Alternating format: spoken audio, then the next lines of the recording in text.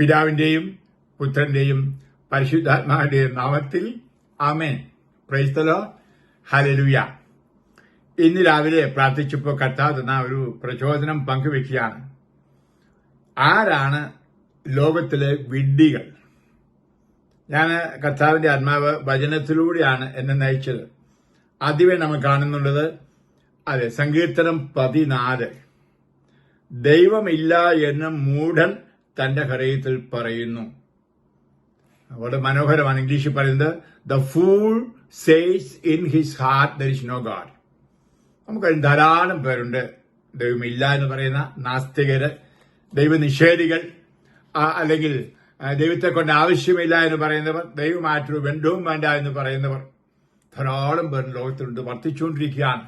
ദൈവമെന്ന് പറയുന്നത് ഒരു സാങ്കല്പിക വസ്തു മാത്രമാണെന്നും അത് പുരോഹിതന്മാരുടെ കണ്ടുപിടുത്തമാണെന്നും പൈസ ഉണ്ടാക്കേണ്ട പരിപാടിയാണ്. ദൈവമില്ല എന്ന് പറയുന്ന ധാരാളം പേരുണ്ട്.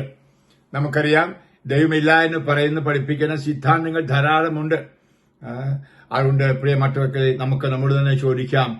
ബൈബിൾ വ്യക്തമായിട്ട് പറയുന്നു, അങ്ങനെ പറയുന്നവൻ മണ്ടനാണ്, മൂഢനാണ്.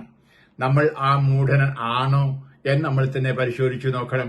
അതുകൊണ്ടാണ് ജ്ഞാനത്തിന്റെ പുസ്തകം ജ്ഞാനം 13:1 പറയുന്നു, ദൈവത്തെ അറിയാത്തവൻ സ്വതേ ഭോഷന്മാരാണ്. ഹല്ലേലൂയ. അതെ, കാരണം വിജ്ഞാനത്തിന്റെ ഉറവിടം ദൈവമാണ്. അപ്പൊ ആ ദൈവമായിട്ടൊരു ബന്ധവുമില്ല, ദൈവമില്ല എന്നും പറയുകയാണെങ്കിൽ, ദൈവമായുള്ള ബന്ധം വിച്ഛേദിക്കുകയാണെങ്കിൽ നിശ്ചയമായിട്ടും അവൻ മൂഢനാണ്, ഭോഷൻ ആണ്. ആ 14 സങ്കീർത്തനം തന്നെ തുടർന്ന് പറയുകയാണ്, ദൈവമില്ല എന്ന് മൂഢൻ തന്റെ ഹൃദയത്തിൽ പറയുന്നു, മ്ലേച്ഛതയിൽ മുഴുകി അവർ ദുഷിച്ചിരിക്കുന്നു, നന്മ ചെയ്യുന്നവർ ആരുമില്ല. ഹല്ലേലൂയ. അതായത് ദൈവമില്ല, ദൈവം വേണ്ട, ദൈവത്തെ മാറ്റി നിർത്തിക്കുന്ന വ്യക്തിയുടെ അവസ്ഥയാണ് പറഞ്ഞിരിക്കുന്നത്. എല്ലാവിധ മ്ലേച്ഛതകളിലും ജീവിക്കുന്നു, എല്ലാവിധ പാപത്തിന്മകളിലും ജീവിക്കുന്നു. ഇതാണ് ഇന്ന് നമുക്ക് കാണാൻ സാധിക്കുന്നത്. അതിന്റെ ഫലമായുള്ള സ്നേഹരാഹിത്യം, അധർമ്മം വർദ്ധിച്ചിരിക്കുന്നതിനാൽ ഭൂമിയിൽ സ്നേഹം വറ്റുപോയിരിക്കുന്നു. നമ്മൾ വായിക്കുന്നു മത്തായി എഴുതിയ സുവിശേഷത്തിന്റെ 24:12. അപ്പോൾ ഇന്ന് എവിടെ നോക്കിയാലും സ്നേഹമില്ലാഹിത്യമാണ് കാണുന്നത്. മക്കൾക്ക് മാതാപിതാക്കൾ സ്നേഹമില്ല, നേരെ തിരിച്ചും ഭാര്യ ഭർത്താക്കന്മാർ തമ്മിൽ സ്നേഹമില്ല. എവിടെ നോക്കിയാലും സ്നേഹരാഹിത്യം, ഏകാന്തത, അത് റിജക്ഷൻ, പരിത്യക്തത എല്ലാമാണ് കാണുന്നത്. ഇതെല്ലാം കാരണമെന്ത്? ദൈവമായുള്ള ബന്ധം പോയിരിക്കുന്നു. ദൈവമില്ല എന്ന് ഉള്ളിന്റെ ഉള്ളിൽ പറയുന്നു. ഇങ്ങേറ്റം പള്ളിയിൽ പോകുന്നവർ പോലും പുറമെ ഒരു പ്രഹസനമായിട്ട് പള്ളിയിൽ പോവുകയും കൂടാശകൾ സ്വീകരിക്കുകയും ചെയ്യുന്നതും പോലും ഉള്ളിനുള്ളിൽ ദൈവമില്ല എന്നൊരു പക്ഷേ സങ്കല്പിക്കുന്നുണ്ടായിരിക്കാം. ദൈവത്തിന് പകരം ഒരു പക്ഷെങ്കിൽ പണമോ പ്രതാപമോ സ്ഥാനമോ മാനോ ഇന്നൊക്കെ ആണെങ്കിൽ അത് നമുക്കറിയാം. മൊബൈലിലെ ചിത്രങ്ങളോ സിനിമാ താരങ്ങളോ ഇങ്ങനെ പല വ്യക്തികളായിരിക്കാം ദൈവത്തിന്റെ സ്ഥാനം പിടിച്ചിരിക്കുന്നത്. അതെ, ഇതൊക്കെ ഒന്ന് പരിശോധിച്ച് നോക്കണം. പക്ഷെ ഗൂഗിൾ ആയിരിക്കാം നിന്റെ ദൈവം, അല്ലെങ്കിൽ അതെ ആർട്ടിഫിഷ്യൽ ഇന്റലിജൻസ് ആയിരിക്കാം നിന്റെ ദൈവം എന്ന് പറഞ്ഞാൽ ആരിലാണോ നീ ആശ്രയിക്കുന്നതിന്റെ എല്ലാ കാര്യത്തിലും അതെ ആ ആളാണ് അതെ ഒരു പക്ഷെങ്കിൽ അതെ നിന്റെ ദൈവം. ദൈവത്തിൽ അകന്ന് അതെ മൂഢതയിൽ ജീവിക്കുന്നതിന്റെ പ്രതികരണത്തെ പറ്റിയും ജെറമയ പ്രവാചകൻ 17:5 പറയുന്നുണ്ട്. ജെറമയ അതെ 17:5.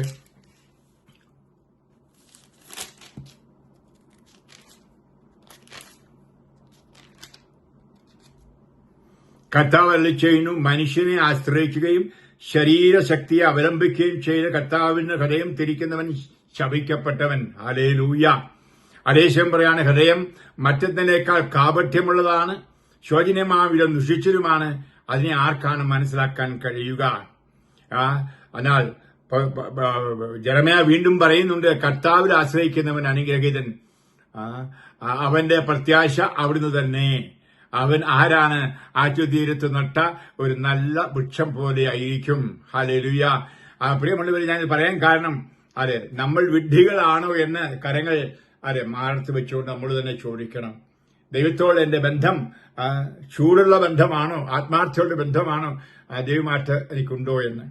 രണ്ടാമതായിട്ട് അതെ ആരാണ് അത് വാസ്തവത്തിൽ മണ്ടന്മാര് എന്ന് നമ്മൾ വായിക്കണമെങ്കിൽ ഗലാത്യർക്കെഴുതിയ ലേഖനത്തിന്റെ അധ്യായം 3:3 ഞാൻ പലപ്പോഴും എന്റെ ധ്യാനപ്രസംഗത്തിൽ പറയുന്നൊക്കെ നിങ്ങൾ കേട്ടിട്ടുണ്ടായിരിക്കും. അത് ഇംഗ്ലീഷിൽ യു സ്റ്റുപ്പിഡ് ഗലേഷ്യൻസ് എന്ന് പറഞ്ഞാണ് പറഞ്ഞിരിക്കുന്നത്. മലയാളത്തിൽ പറഞ്ഞിരിക്കുന്നതാണ് ഗലാത്യ 3:3. ആത്മാവിൽ ആരംഭിച്ചിട്ട് ഇപ്പോൾ ശരീരത്തിൽ അവസാനിപ്പിക്കുവാൻ മാത്രം ഭോഷന്മാരാണോ നിങ്ങൾ? ഹല്ലേലൂയ. അതായത് ജ്ഞാനസ്നാനം സ്വീകരിച്ചു, അതാണ് നമ്മുടെ ജീവിതത്തിന്റെ ആധ്യാത്മിക ജീവിതത്തിന്റെ ആരംഭം. പിശാചിനെയും അവന്റെ പ്രവൃത്തികളെയും ഉപേക്ഷിച്ചു, പാപത്തെയും പാപകരുക്കളെയും ഉപേക്ഷിച്ചു, യേശു ക്രിസ്തുവിനെ രക്ഷകനായി ഏകരക്ഷകനായി സ്വീകരിച്ചു. മാത്രമല്ല സഭയിലുള്ള കാര്യങ്ങളും എല്ലാം സത്യങ്ങൾ നമ്മൾ വിശ്വാസപ്രമാണം ഏറ്റു ചൊല്ലിക്കൊണ്ട് അത് വിശ്വസിച്ചു. ഇതെല്ലാം കഴിഞ്ഞിട്ട് നമ്മൾ അതെല്ലാം നിരാകരിച്ചുകൊണ്ട് ലൗകികമായ ജഡികമായ ജീവിതം കഴിക്കുന്നെങ്കിൽ അത് നമ്മൾ ഭോഷന്മാരാണ് എന്ന്. ഹല്ലേലൂയ. ഇത് വാസ്തവമാണിത്. എന്നെപ്പറ്റിയും നിങ്ങളെപ്പറ്റിയും എല്ലാം പറയാവുന്ന ഒന്നാണ്. നമ്മളെപ്പോഴെല്ലാം അത് മ്ലേച്ഛമായി ജീവിക്കുന്നു, അപ്പോഴെല്ലാം അത് ആത്മാവിൽ അത് മണ്ടന്മാരാണ്, മഠയന്മാരാണ്.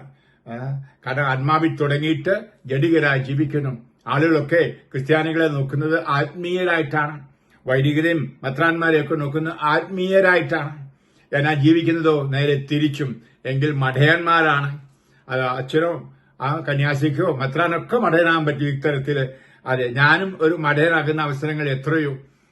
അതെ, അതുകൊണ്ടാണ് ഗലാത്യരായ മണ്ടന്മാരെ എന്ന് പറയുന്ന പോലെ മലയാളികളായ മണ്ടന്മാരെ, ക്രിസ്ത്യാനികളായ മണ്ടന്മാരെ, കത്തോലിക്കരായ മണ്ടന്മാരെ, പുരോഹിതരായ മണ്ടന്മാരെ എന്ന് പറയാൻ സാധിക്കും.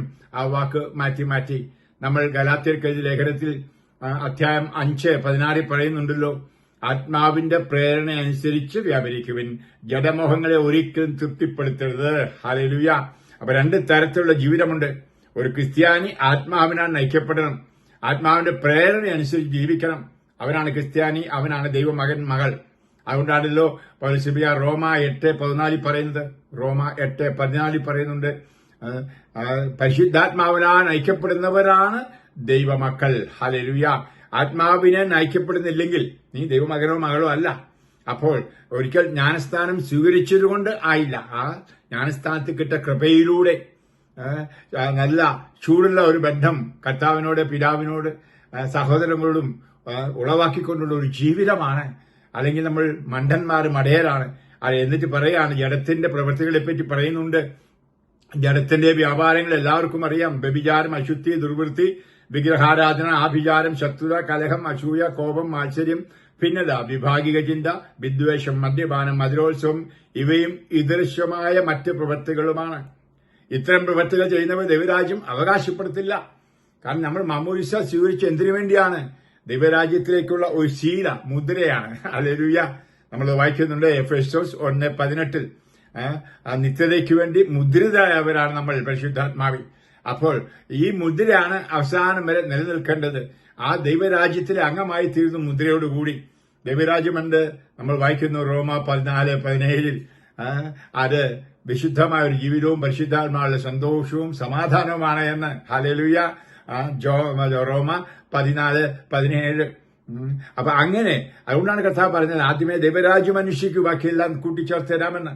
ആ ദൈവരാജ്യവും നീതിയും അപ്രകാരം ഒരു ജീവിതം നയിക്കുക, അപ്പോൾ ബാക്കിയെല്ലാം തരാമെന്ന്. അപ്പോൾ മനസ്സിലാക്കിയ മണ്ടന്മാരാകരുത്.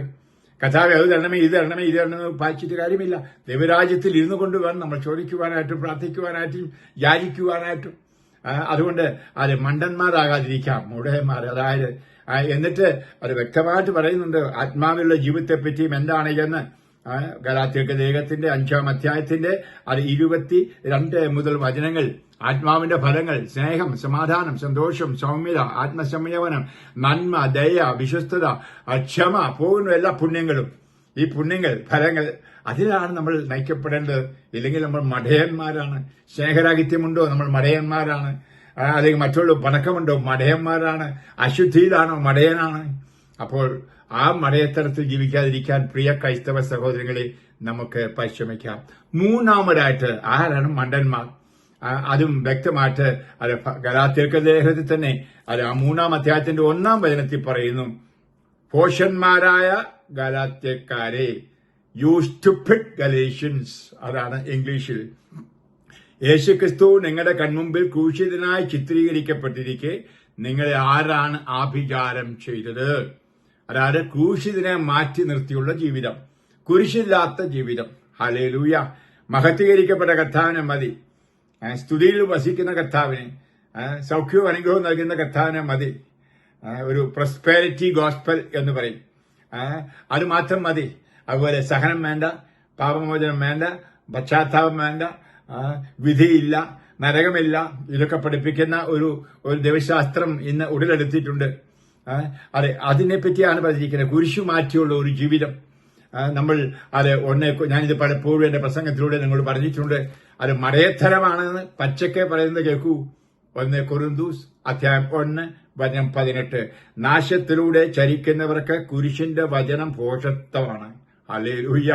ആ രക്ഷയിലൂടെ ചരിക്കുന്ന നമുക്കോ ആ ദൈവത്തിന്റെ ശക്തി എത്രയേ. ഹല്ലേലൂയ. അപ്പം കുരിശ് ഒരു ഭോഷത്വമാണ്. അതെ, ആ കുരിശെ നോക്കുന്നത് കാണുന്ന ആരെയാ? മരമണ്ടനെ. മറ്റുള്ളവരുടെ പാപങ്ങൾ ഏറ്റെടുത്ത് പാപമായി മാറി പാപത്തിന് ശിക്ഷയുമേറി വിധിക്കപ്പെട്ട് ആ കുരിശുമരണം ഏറ്റവും വലിയ പാപിക്കൊടുക്കുന്ന കുരിശുമരണം ഏറ്റെടുത്തവനെ പോലെ ശുദ്ധമണ്ടൻ ആരുണ്ട് ഈ ലോകത്തിൽ? ആ യേശുവിനെ പ്രതി മണ്ടന്മാരാണ് നിങ്ങളും ഞാനും എന്നോർക്കണമേ. ഹല്ലേലൂയ. അപ്പോൾ ആ യേശുവിനെയാണ് നമ്മൾ അനുധാവനം ചെയ്തത്. അതെ, ആ കുരിശും എടുത്തുകൊണ്ടത് പിന്നാലെ വരിക എന്ന് അവിടുന്ന് പറഞ്ഞത്. അപ്പൊ നാശത്തിലൂടെ സഞ്ചരിക്കുകയാണെങ്കിൽ അത് ഈ കുരിശിന്റെ ആവശ്യമില്ല. കുരിശു മാറ്റിത്തരണമേനെ പ്രാർത്ഥിക്കൂ. എന്നാൽ രക്ഷയിലൂടെ സഞ്ചരിക്കുന്നവരെ അത് കുരിശിനെ ഏറ്റെടുത്തുകൊണ്ട് അതിനുള്ള ശക്തി തരണമേന് കർത്താവിനോട് പ്രാർത്ഥിച്ചുകൊണ്ട് മുന്നോട്ട് പോകും. മടയന്മാരായിരിക്കുകയില്ല. അതെ, അതുകൊണ്ടാണ് പൗരസ്ത്യ പറയുണ്ടായിരുന്നു, നിങ്ങളുടെ ഇടയിലായിരുന്നപ്പോൾ യേശുവിനെ കുറിച്ചല്ലാതെ, അതും ക്രൂശിതനായവനെ കുറിച്ചല്ലാതെ മറ്റൊന്നിനെയും കുറിച്ച് അറിയേണ്ടതില്ല എന്ന് ഞാൻ തീരുമാനിച്ചു. 1 കൊരിന്ത്യർ 2:2. 1 കൊരിന്ത്യർ 2:2. അതുകൊണ്ടാണ് പൗരസ്ത്യ എപ്പോഴും പ്രസംഗിക്കുന്ന ക്രൂശിതനെ പറ്റിയായിരുന്നു. അതുപോലെ തന്നെ പറയുകയാണ്, നമ്മുടെ കർത്താവായ യേശുക്രിസ്തുവിലല്ലാതെ മറ്റൊന്നിലും മേന്മ ഭവിക്കാൻ ഇടയാകാതിരിക്കട്ടെ. അവനെ പ്രതി ലോകം എനിക്കും ഞാൻ ലോകത്തിനും ക്രൂശിക്കപ്പെട്ടിരിക്കുന്നു. ഹല്ലേലൂയ. ഗലാത്യർ 6:14. ഹല്ലേലൂയ. ക്രൂശിക്കപ്പെടുക എന്ന് പറഞ്ഞാൽ സഹനമാണില്ലേ? ക്രൂശെന്ന് പറയുമ്പോൾ ആ 3 ആണി തൂങ്ങിക്കിടക്കുന്ന, മണിക്കൂറുകളും തൂങ്ങിക്കിടക്കുന്ന, ചങ്കു പൊട്ടിച്ച് അവസാനിച്ച് ചോരയും അതെ തുള്ളി ചിന്തി കൊടുക്കുന്ന ആ സ്നേഹമാണ് കാണുന്നത്. സ്നേഹമാണ് ആ കുരിശിൽ കാണുന്നത്. ആ സ്നേഹ ജീവിതമാണ് ക്രിസ്ത്യാനിയുടെ ജീവിതം. അപ്പോൾ അത് വേണ്ട എന്ന് പറയുന്നത് ഭോഷത്വം. ഇന്ന് ഏറെ പേർ അങ്ങനെയുണ്ട്. അതുകൊണ്ടാണ് ഫിലിപ്പിയർക്ക് ലേഖനത്തിൽ വ്യക്തമായിട്ട് പൗലോസ് അക്കാര്യം എടുത്തു പറയുന്നത്. അത് ഞാൻ വായിക്കാം. ഫിലിപ്പിയർക്ക് ലേഖനം അധ്യായം 3:18 മുതൽ, പലരും ക്രിസ്തുവിന്റെ കുരിശിന്റെ ശത്രുക്കളായി ജീവിക്കുന്നുവെന്ന് പലപ്പോഴും നിങ്ങളോട് ഞാൻ പറഞ്ഞിട്ടുള്ളതിനെ ഇപ്പോൾ കണ്ണീരോടെ ആവർത്തിക്കുന്നു. പൗലോസ് കണ്ണീരോടെ പറയുന്നത്, കുരിശ് കളയരുതേ, ക്രൂശിതനെ കളയരുതേ, കുരിശുരൂപം കളയരുത്, കണ്ണീരോടെ പറയുന്ന പൗലോസ് കണ്ണീരോടെ അധികം പറഞ്ഞില്ല. കണ്ണീരൊന്നും ഒടുക്കാത്തവനായിരുന്നു. ശക്തനായ യോദ്ധാവായിരുന്നവനാണ്. വീഴുന്നതിന് മുമ്പും വീണ് കഴിഞ്ഞു. ഒരിക്കലേ പൗലോസ് വീണുള്ളൂ. അത് പരിശുദ്ധാത്മാവിന്റെ മിന്നൊളി തലയിൽ പറിച്ചപ്പോഴാണ്. ഹല്ലേലൂയ. അൻപ് അവൻ വീണിട്ടില്ല, അത് കഴിഞ്ഞും വീണിട്ടില്ല. എന്നെ കരഞ്ഞു. എപ്പോഴാണ് കരഞ്ഞത്? കുരിശിനെ നിരാകരിക്കുന്ന ക്രിസ്ത്യാനികളെ കണ്ടുകൊണ്ട് പറയാണ്, നാശമാണ് അവരുടെ അവസ്ഥാനം, ഉദരമാണ് അവരുടെ ദൈവം, ലജ്ജാകരമായതിൽ അവർ അഭിമാനം കൊള്ളുന്നു, ഭൗമികമായ മാത്രം അവർ ചിന്തിക്കുന്നു. എന്നാൽ നമ്മുടെ പൗരത്വം സ്വർഗത്തിലാണ്. അവിടെ നിന്നൊരു രക്ഷകനെ, കർത്താവായ യേശു ക്രിസ്തുവിനെ നാം കാത്തിരിക്കുന്നു. ഹല്ലേലൂയ. മനോഹരമായ വചനമാണ് പൗലോസ് ഫിലിപ്പിയർക്ക് ലേഖനത്തിന്റെ അധ്യായം 3:18 മുതൽ പറഞ്ഞിരിക്കുന്നത്. പ്രിയപ്പെട്ടവർ, നമുക്ക് അതുകൊണ്ട് ഈ മടയത്തരങ്ങൾ മാറ്റി ബുദ്ധിയുള്ളവരായി ജീവിക്കാം. നമ്മൾ അത് മനസ്സിലാക്കിയില്ല എങ്കിൽ പ്രിയമുള്ളവരെ, നിശ്ചയമായിട്ടും ഈ ലോകത്തിൽ ദൗർഭാഗ്യവാന്മാരായിട്ട് ജീവിക്കും. ചോദിക്കുന്നു, കിട്ടുന്നില്ല, നിരാശ, സങ്കടം, മ്ലാനത, ഇതെല്ലാമായിട്ട് നമ്മൾ നടക്കും. പിന്നെയോ നമ്മൾ അറിവുള്ളവർ, ജ്ഞാനികളായിരിക്കണം. ആ ജ്ഞാനത്തിന്റെ പുസ്തകം 6:24. ജ്ഞാനികളുടെ എണ്ണം വർദ്ധിക്കുന്നത് ലോകത്തിന്റെ രക്ഷയാണ്. ഹല്ലേലൂയ. ഞാൻ പലപ്പോഴും എന്റെ പ്രസംഗത്തിൽ പറഞ്ഞിട്ടുള്ള ആ വചനം മറക്കരുത്. ജ്ഞാനികളുടെ എണ്ണം. ആരാണ്? വിജ്ഞാനമുള്ളവരുടെ എണ്ണം, ബുദ്ധിമാന്മാരുടെ എണ്ണം വർദ്ധിക്കുന്നത്. ഏത് ബുദ്ധി? ഈ ഇന്റലിജൻസ് അല്ല. പിന്നെയോ ദൈവിക ബുദ്ധി, ദൈവിക ജ്ഞാനം. അതാണ് ഞാൻ പറഞ്ഞു തരുന്നത്. ഈ 3 മടയത്തരത്തിലാണെങ്കിൽ ജ്ഞാനമില്ലാത്തവരാണ് നമ്മൾ. ദൈവമില്ല എന്ന് പറഞ്ഞാൽ നീ മടയനാണ്, നിനക്ക് ജ്ഞാനമില്ല. ദൈവത്തെ അറിയുക എന്ന് ബൈബിൾ പറയുന്നത് എന്താണ്? ദൈവവുമായി ബന്ധപ്പെടുകയാണ്. അതായത് ഹെബ്രായ ഭാഷയിൽ അറിയുക, സ്നേഹിക്കുക എന്ന് പറഞ്ഞാൽ രണ്ടർത്ഥം നമ്മളറിയുന്ന അർത്ഥമല്ല. അറിയുക എന്ന് പറഞ്ഞാൽ ബന്ധപ്പെടുക. ഈ അർത്ഥത്തിലാണ് പറഞ്ഞത്. മറിയം ഔസേപ്പിനെ അറിഞ്ഞിരുന്നില്ല, ശാരീരികമായി ബന്ധപ്പെട്ടില്ല എന്ന് ഹീബ്രു ഭാഷയിൽ പറയുന്നതാണ്. കാരണം ലോകത്തിലെ ഏറ്റവും പരസ്പരം രണ്ടുപേർ അറിഞ്ഞൊന്നായിത്തീരുന്ന അനുഭവമാണല്ലോ ഭാര്യ-ഭർത്തൃ ബന്ധം. അപ്പോൾ ഭാര്യ ഭർത്താവിനെ അറിയുന്നു, ഭർത്താവ് ഭാര്യയെ അറിയുന്നു. അവർ തമ്മിലുള്ള ആ അവിഭാജ്യമായ അഴിക്കാൻ മേലാത്ത ബന്ധത്തെയാണ് പറയുന്നത്. എന്ന് പറഞ്ഞ പോലെ പ്രിയപ്പെട്ടവരെ, നമുക്ക് ദൈവവുമായിട്ട് ഒരു ബന്ധമുണ്ട്, അവിഭാജ്യമായ വിഭജിക്കപ്പെടാത്ത ഒരു ബന്ധം. അപ്പോൾ ഈ ബന്ധത്തെയാണ് പറയുന്നത് ദൈവത്തെ അറിയുക എന്ന് പറഞ്ഞാൽ. ബുദ്ധി കൊണ്ടുള്ള അറിവല്ല. നാസ്തികന്മാർ ദൈവത്തെ അറിയുന്നു, കമ്മ്യൂണിസ്റ്റുകാർ ദൈവത്തെ അറിയുന്നു, മറിയാദിക്കാർ ദൈവത്തെ നമ്മളെക്കാൾ കൂടുതൽ അറിയുന്നു, ബൈബിളിൽ നിന്നൊക്കെ പുസ്തകത്തിൽ നിന്നൊക്കെ. പക്ഷേ ദൈവവുമായിട്ട് ബന്ധമില്ല. ഹല്ലേലൂയ! എത്രയോ പേർ യേശുവിനെ അറിയുന്നു, എന്നാൽ സ്നാനം സ്വീകരിച്ച ആത്മാവിലൂടെ ദൈവമകനോ മകളോ ആയി തീരാൻ കൂട്ടാക്കുന്നില്ല. അവർ മഠയന്മാരാണ്. അപ്പോൾ അവർ ബുദ്ധിമാന്മാരല്ല. അതുകൊണ്ട് നമ്മൾ ആത്മാവിനെ സ്വീകരിച്ചു, പരിശുദ്ധാത്മാവിനെ സ്വീകരിച്ച് ആത്മാവിന്റെ കൃപയിലല്ലാതെ ജഡീകമായി ജീവിക്കുമ്പോൾ, അതാണ് രണ്ടാമത്തെ മടയത്തരം. ആ മടയത്തരം നമുക്ക് നീക്കാം മക്കളെ. ആ പാപം ചെയ്തു പോയെങ്കിൽ അനുഭവിച്ച് കുമ്പസാരിക്കാം, പാപങ്ങളേറ്റു പറയാം, എന്നിട്ട് കർത്താവിലേക്ക് തിരിച്ചു വന്ന് വീണ്ടും ആത്മാവിൽ പൂരിതരാകാം, നിറയാം. ഹല്ലേലൂയ! അഭിഷേകം പ്രാപിക്കാം. ഇതിനൊക്കെയാണ് ധ്യാനങ്ങള്, കൺവെൻഷനിലൊക്കെ നടക്കുന്നത്. അതിനൊക്കെ പോകണം മക്കളെ. വചനം കേട്ടുകൊണ്ട് എപ്രകാരം വിജ്ഞാനത്തിലേക്ക് നമുക്ക് കടന്നു വരാൻ പറ്റും, വിജ്ഞാന പേടകമാകുന്ന യേശുവിന്റെ ഹൃദയത്തിലേക്ക് കടന്നു വരാൻ സാധിക്കുമെന്ന് മനസ്സിലാക്കണം. അവിടെ 3 കുരിശ്. ഒരു തലവേദന ഉണ്ടാകുമ്പോൾ, ഒരു കാലുവേദന ഉണ്ടാകുമ്പോൾ, ഒരു വയറുവേദന ഉണ്ടാകുമ്പോൾ ഉടനെ ഓടുക ഡോക്ടറുടെ അടുക്കലേക്ക്, ആശുപത്രിയിലേക്ക്. ഉടനെ ഗുളിക, ഇഞ്ചക്ഷൻ, ഉടൻ തന്നെ സ്കാനായി അല്ലെങ്കിൽ MRI ആയി. ഒന്നും വേണ്ട മക്കളെ. ആദ്യമേ ഒന്ന് ഓർക്കുക, ഞാൻ ചെയ്ത പാപങ്ങൾക്ക് പരിഹാരമായി, എന്റെ കുടുംബത്തിൽ ചെയ്ത പാപങ്ങൾക്ക് പരിഹാരമായി എന്റെ യേശുക്രിസ്തു കുരിശിൽ മരിച്ചുവെങ്കിൽ ആ സഹനത്തോട് ഞാൻ പങ്കുചേരുന്നവരുണ്ട്, ചേരേണ്ടവരല്ലേ. ഒരു വിഷയന്റെ കർത്താവ് സഹനം അതിനായിട്ടല്ലേ എനിക്ക് തന്നത്. കർത്താവിന്റെ തലവേദന, എന്റെ നടുവിന്റെ വേദന, നട്ടൽ വേദന, തണ്ടൽ വേദന, വയറുവേദന, അങ്ങേ വേദനയോട് ഞാൻ ചേർത്ത് വെക്കുന്നു. യേശുവിന്റെ ശരീരത്തിൽ നോക്കിയാൽ വേദന അനുഭവിക്കാത്ത ഒരു ഭാഗമില്ല, ഒരു മോളിക്യൂൾ പോലുമില്ല യേശുവിന്റെ ശരീരത്തിൽ വേദന അനുഭവിക്കാത്തത്. അവിടങ്ങൾ അർപ്പിച്ച് അവ കാണാൻ സാധിക്കും. നിനക്ക് സൗഖ്യവും കിട്ടും, സഹിക്കാൻ ശക്തിയും കിട്ടും. നീ ഉന്നതനായി, ശക്തനായി, സടകുടഞ്ഞെഴുന്നേൽക്കുന്ന സിംഹമായി മാറും. ഇതെന്റെ അനുഭവം കൂടിയാണ് പറയുന്നത് മക്കളെ. വേദന ഇല്ലാത്തവനല്ല ഈ സംസാരിക്കുന്നത്. അതുകൊണ്ട് നമുക്ക് ഒരു രോഗമുണ്ടാകുമ്പോൾ ഉടനെ ആശുപത്രിയിലേക്ക് ഓടുക, മരുന്നിനായിട്ട് പറയുന്ന ആ മനോഭാവം മാറി. ഞാൻ പിന്നെ പ്രാർത്ഥിച്ചുകൊണ്ടിരുന്ന് മരിച്ചു പോകണമെന്നല്ല. പണ്ട് ബന്ധുക്രിസ്തക്കാർ അങ്ങനെയായിരുന്നു, ആശുപത്രിയിൽ പോവുകയില്ലായിരുന്നു, പ്രാർത്ഥിച്ച് മരിക്കുമായിരുന്നു. അതല്ല ഞാൻ പറഞ്ഞതിന്റെ അർത്ഥം. മനസ്സിലാക്കണം, എന്നെ തെറ്റിദ്ധരിക്കരുത്.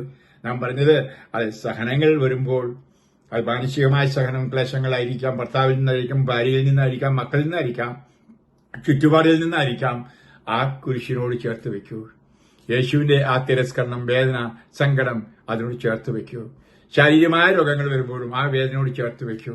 അപ്പോൾ എനിക്ക് പറയാൻ സാധിക്കുന്നത് സൗഖ്യവും കിട്ടും, ശക്തിയും കിട്ടും. ഹല്ലേലൂയ! അതുകൊണ്ട് ആരോ പറഞ്ഞതുപോലെ നെയ്യപ്പവും തിന്നാം, മീശ നെയ്യുകൊണ്ട് തുടയ്ക്കുകയും ചെയ്യാം. അതുകൊണ്ട് പ്രിയപ്പെട്ടവർ, ഞാൻ പറയാൻ കാരണം, നമ്മൾ പ്രാർത്ഥിക്കുമ്പോൾ രോഗങ്ങൾ ഉണ്ടാകുമ്പോൾ പ്രാർത്ഥിക്കുന്ന രോഗശാന്തിക്ക് വേണ്ടി മാത്രമല്ല. ആ ഗത്സമനെ പ്രാർത്ഥിച്ച പോലെ ആ കുരിശെടുക്കാനുള്ള ശക്തി തരണമേന്ന്. ഹല്ലേലൂയ! അങ്ങനെ പോകുന്ന ഏറെ ആത്മാക്കളെ എനിക്കറിയാം. അവിടെ പ്രിയപ്പെട്ടവരെ, ഈ 3 കാര്യങ്ങൾ മനസ്സിൽ പറയാൻ പരിശുദ്ധാത്മാവ് തോന്നിച്ചുകൊണ്ട് ഞാൻ പങ്കുവയ്ക്കുകയാണ് കേട്ടോ. കാരണം എന്റെ സമയം അടുത്തിരിക്കുന്നു എനിക്കറിയാം. അപ്പൊ പറയാനുള്ളതൊക്കെ പറഞ്ഞു തീർക്കാമല്ലോ എന്നുള്ളതാണ്. അതായത് ഇങ്ങനെ ജീവിക്കുന്ന ബുദ്ധിമാന്മാരെ എന്ന് പറഞ്ഞാൽ പരിശുദ്ധാത്മാവിൽ ബുദ്ധിയുള്ളവരായി ജ്ഞാനികളായി ജീവിക്കുന്നവരെ ലോകം നോക്കിയിരിക്കുകയാണ്. അതുകൊണ്ടാണ് ലോകം മുഴുവൻ അപ്രകാരമുള്ളവർക്ക് വേണ്ടി ഈറ്റുനോവ് അനുഭവിക്കുന്നു, പ്രസവവേദന അനുഭവിക്കുന്നു എന്ന് പറഞ്ഞിരിക്കുന്നത്. റോമ 8:22 ലോകം മുഴുവൻ നെടുവീർപ്പിടുകയാണ്, ഈറ്റുനോവ് അനുഭവിക്കുകയാണ്. നല്ല ക്രിസ്ത്യാനികൾ ഇപ്രകാരം കുരിശു ചുമന്നുകൊണ്ട് ആത്മീയമായി ജീവിച്ച് ജഡിക ജീവിതം അല്ലാതെ പരിശുദ്ധാത്മാവിൽ ജ്ഞാനസ്ഥാനത്ത് കിട്ടിയ വരം ഉപയോഗിച്ചുകൊണ്ട് കൃപയിൽ ജീവിച്ചുകൊണ്ട് വിശുദ്ധരായി ജീവിക്കുന്നവരെ കാണാനായി, മടയന്മാരെ കാണാതെ. അത് നമ്മുടെ മടയത്തരമാണ് ഇന്നത്തെ സുവിശേഷ പ്രഘോഷണത്തെ തടസ്സമെന്ന് ഓർക്കണമേ.